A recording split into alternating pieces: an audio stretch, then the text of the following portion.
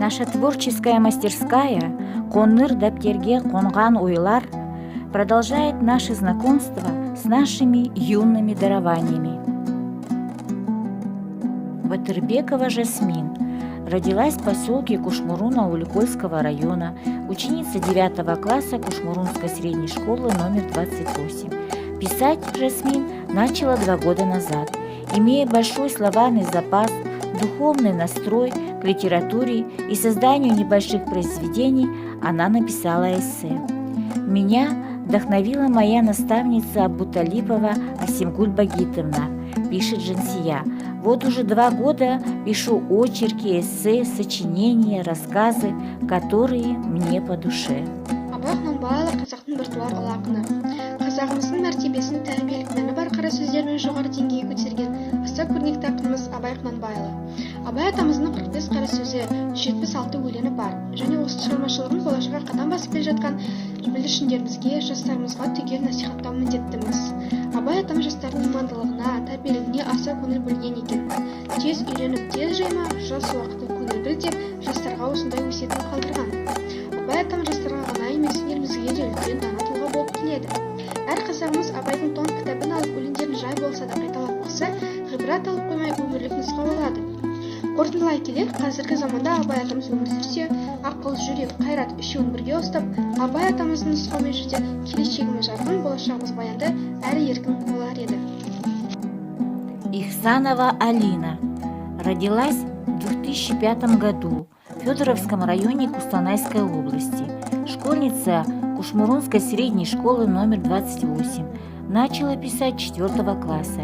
Призер республиканского конкурса Абай Окулары, участник конкурса Мукагали Окулары города Алматы 2019. Также увлекается выразительным чтением, авторскими стихами и спортом. Больше всего нравится писать о семье и писателях.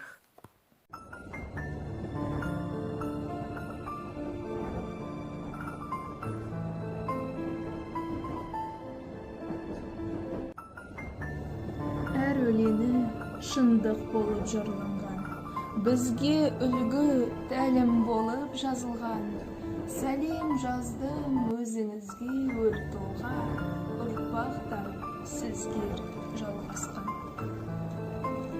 Өлеңдерін тыңдап оқып үлгі алдым, әр өлеңнің сырын ашып тамсандым. Терең ойлы бабамыздың өлеңін ойға тоқып есімізде сақтадым. Ұрпақтардан ұрпаққа кеп тараған қазақ ақын бабам бар деп мақтанам. Саналы ұрпақ бабалардың жемісі, осындай бабам өзіме үлгі бола алған. Ақиық ақын бүгінгі күннің жарығы, өлеңдері біз үшін өмір шаттығы. Әрбір сөзін әр қазаққа арнаған, сөздерінде жатыр ойдың пәктігі.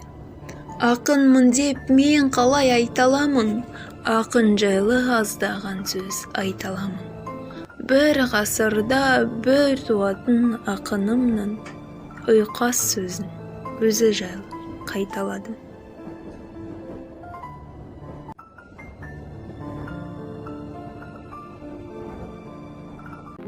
Мичурис Наталья живет в Аманкарагае, закончила Аманкарагайскую среднюю школу имени Островского.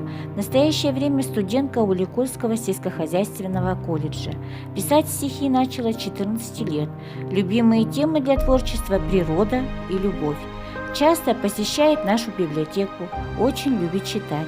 Сочиняет, как многие поклонники поэзии, для себя. Нравится заниматься с детьми и слушать музыку. Весна.